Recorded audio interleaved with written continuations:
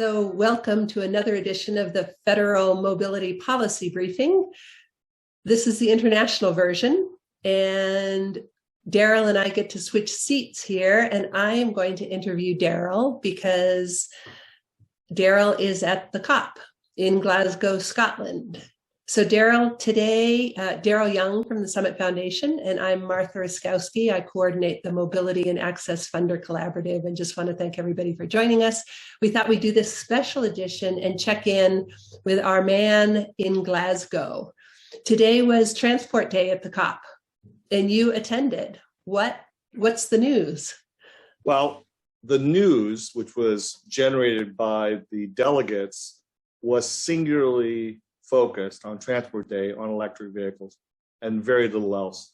Now that's inside the room. Inside the main area, the area where the delegates are going and the observers, I was an observer, the blue zone, the big news was that there was an EV declaration, a non-binding declaration, one that is particularly vague, that says that they're going to end gas cars by 2030 and that they're going to end freight gas internal combustion freight trucks by 2040.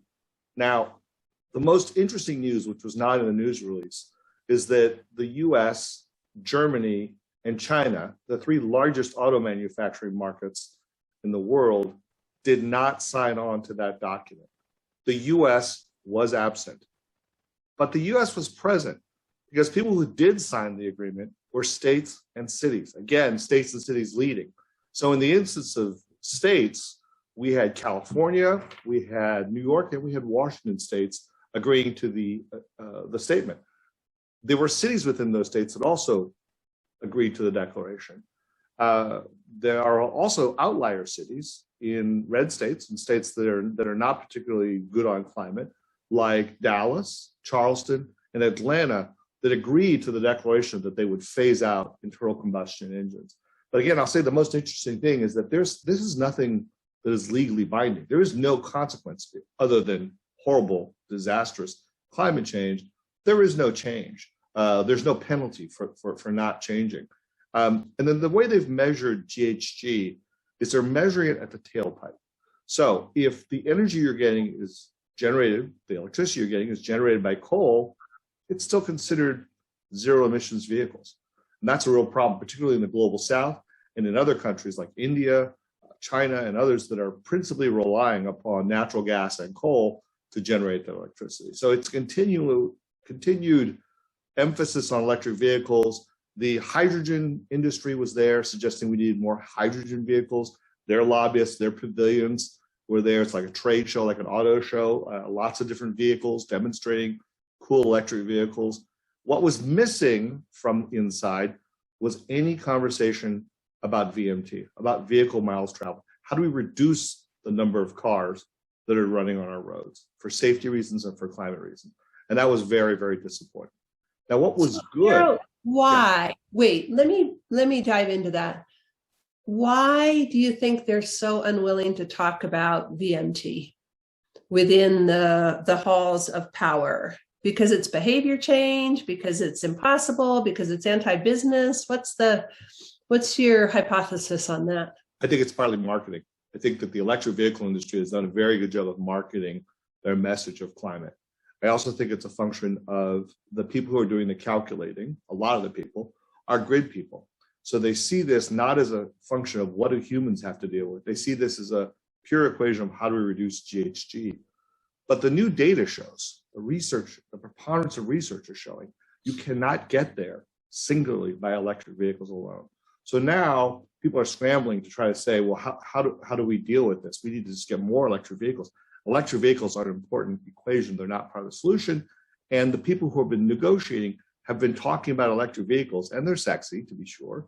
And so elected officials to be able to show, well, we have charging stations. And so people are not talking about the hard work.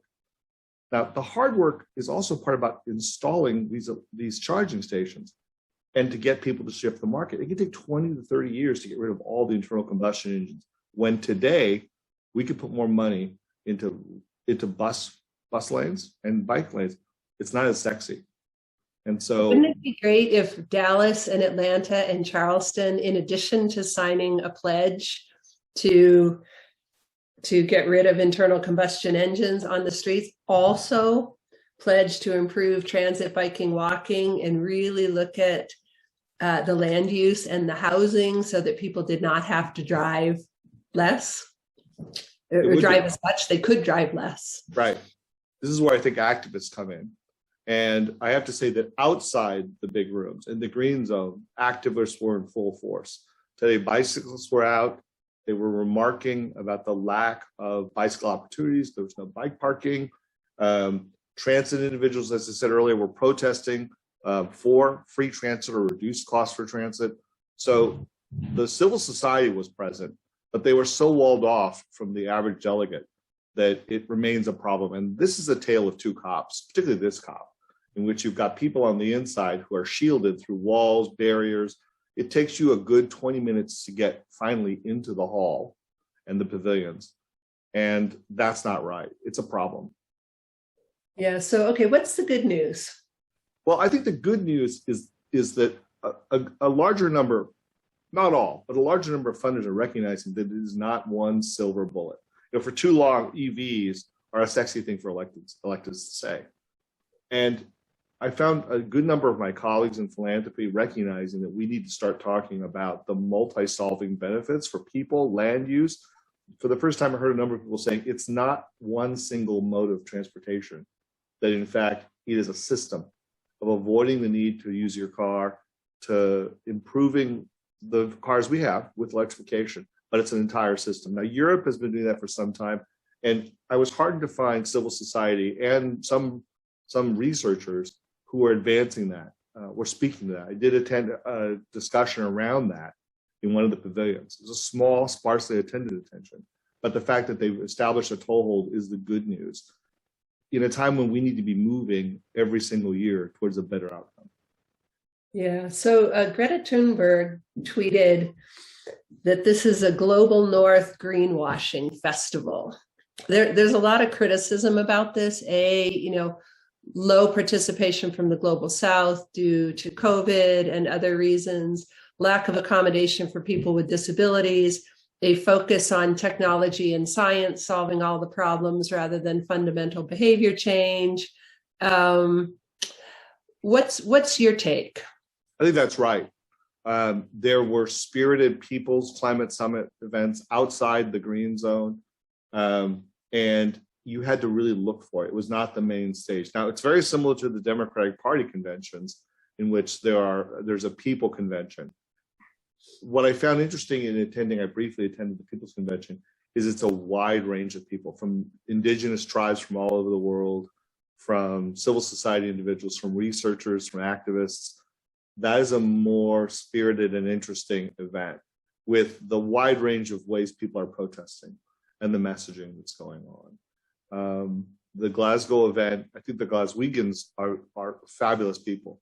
They understand they want to change. They're very much like Cleveland. And in fact, I witnessed a conversation between the Gun Foundation and the Cleveland City Council, who's interested in trying to see how they can work together. The Glasgow City Council and the Cleveland's Gun Foundation, on how they can partner together, because they were both post-industrial cities. So the good news was that the personal contacts and relationships that were made from this will endure. There are a lot of people who are talking about the next event next year in Egypt will be a very different event with the lessons learned from this lack of progress. You know, I don't want to be a downer completely, but we are making progress. Let's not forget that when we had Paris, the Paris COP, we were roughly in a trajectory for 4.6 degrees. The group Climate Interactive, one of our grantees, is now in real time estimating the results of what these commitments and these actual actions will take. And that looks like we're going to be at 2.9 degrees. Now, that's not fabulous, but that's progress. And we need to accelerate the trajectory of that. Because ideally, we want to be at 1.5 degrees. That's the marketing. Most scientists are saying we'll likely reach 2 degrees. So there's progress being made. There are new, younger people. And the good news is the wide range of younger people, both outside the building and inside the building, and they are thinking entirely differently about the situation. There have been people who are old hands at this who have been doing it for 30 years. The younger people are the people who are recognizing that statements are not enough.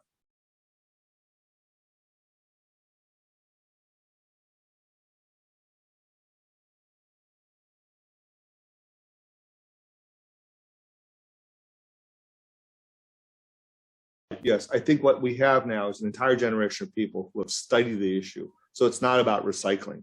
It is about recycling, but it's not just about recycling. I think earlier generations would go to school to learn about forestry, to learn about other sciences.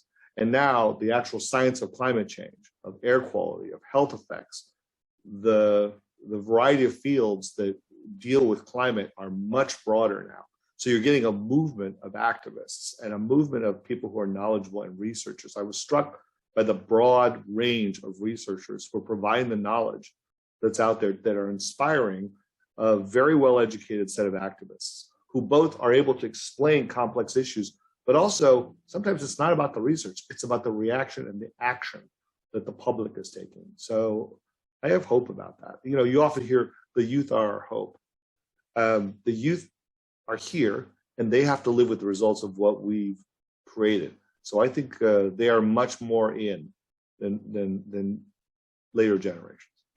Yeah, it's moved from sort of theoretical, this existential problem, to a very immediate issue for a lot of people, especially in the global South and other places that are going to bear the brunt of climate change. One of the discussions, the last thing I'll say is that the two discussions that were not sufficiently discussed was financing. So the banking industry has not fully come to grips with, some of them have, but not entirely, in continuing to subsidize the fossil fuel industry, subsidizing the internal combustion engine. And that's a real problem. And the last thing you're going to hear a lot more about is loss and damage, which is basically having countries, municipal governments, that are having to bear the costs of climate change. Who's paying for that? And will the oil industry pay for it? The way we need to get where we need to go is to stop using oil, stop using gas, and leave it in the ground. Yeah, is anybody talking about highway expansion over there? No. Much like the infrastructure package, no one's talking about highway expansion. Now, there is a notion that we should be driving less, but they're not saying that that's commensurate with less roads, and that's a real problem. That is a huge problem. You look at this glut of money coming out of Washington that could be used for really great things, and my pessimistic little heart fears it's mostly just going to be used to widen more roads and encourage more driving. I have hope that this administration will make a difference because they know better. I think so. I think they do know better. I think they get it. If they will be willing to pull the strings and, really do the hard work to change, to help redirect that money, I think is still TBD. Okay, so let's end on a cheerful note. What's the best thing you've seen in Glasgow? What's the thing that made you smile? What was the most delightful thing that's happened so far? I'd have to say that the people I've met are the best thing. They're curious. They are not pushovers by any means. The local Glaswegians, they have an incredibly delightful spirit. The stereotype of Scotty from Star Trek or Fat Bastard from the Austin Powers movies is each of those have people who are delighted with things. Each of those characters. Glaswegians are delighted in general, and it is much more multicultural than I recognized. I found that delightful as well. Great. All right. Thank you to our correspondent from Glasgow. Okay. We'll see you soon. Bye-bye.